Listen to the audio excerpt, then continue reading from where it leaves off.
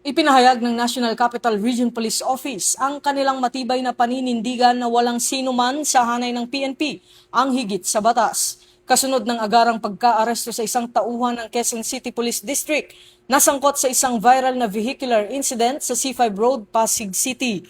Ang naarestong personnel ay isang police staff sergeant ng District Mobile Force Battalion ng QCPD at kasalukuyang nasa kustudiya at sumasailalim sa kaukulang investigasyong kriminal at administratibo. Batay sa paunang ulat, isang insidente ang kinasasangkutan ng motorsiklo na minamaneho ng nasabing pulis at isang civilian rider na nagresulta sa pagkasugat ng biktima at pinsala sa kanyang sasakyan. Agad umanong umalis sa lugar ang pulis matapos ang insidente.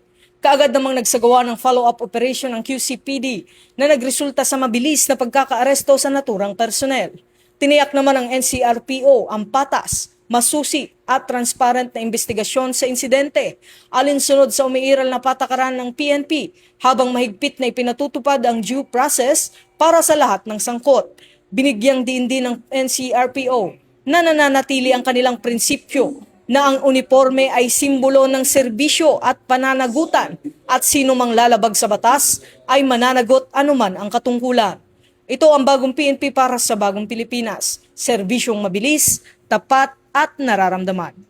Mula rito sa PNP National Headquarters, ako ang inyong PNN correspondent, Patrolman Don Brosas, alagad ng batas, tagataguyod ng Balitang Pulis.